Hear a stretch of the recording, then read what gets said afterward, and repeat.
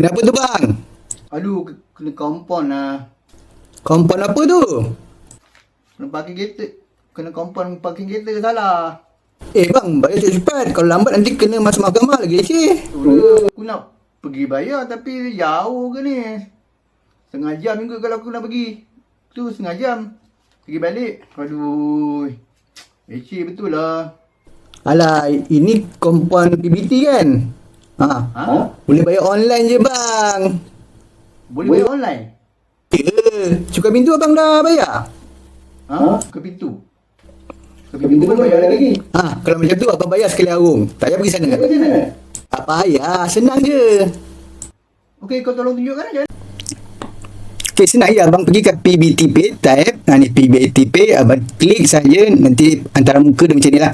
Boleh download kat App Store, Google Play ataupun tengok kat web sendiri lah. Apa-apa pun kena daftar dulu sebelum nak gunakan aplikasi ni. Masukkan nama dan IC ikut yang sebenar lepas tu daftar lah. Okay, lepas tu kalau dah daftar terus ke log masuk log masuk, masukkan ID dan password yang kita daftarkan lah sebelum ni Okay, dia ada 4 modul cukai taksiran, kompon, sewaan dan pelbagai. Biasa kita guna je 2 ni lah. Cukai taksiran ni dalam arti kata mudah adalah cukai pintu.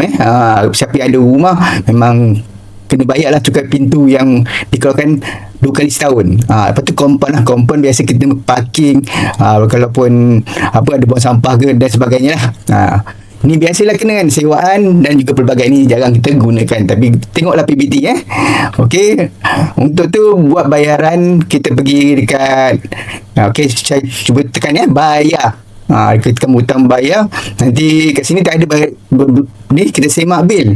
Bil kena tahu kita kena pilih. Kalau cukai taksiran kita pilihlah PBT mana. Kalau di Melaka ada T4 PBT ni contohnya. Lepas tu nanti masukkan nombor akaun ni mesti kena ada nombor akaun tu, jangan tak ada tak tahu. Okey, kompon ni pula pun sama ke, kena tahu majlis pemandaran apa, dan kita kena tahu sama ada nombor kompon ataupun nombor plat, dan akan dapatlah bil ini. Macam mana? Senang kan nak buat bayaran cukai taksiran ke kompon yang berkenaan dengan PBT. Jadi PBT Pay.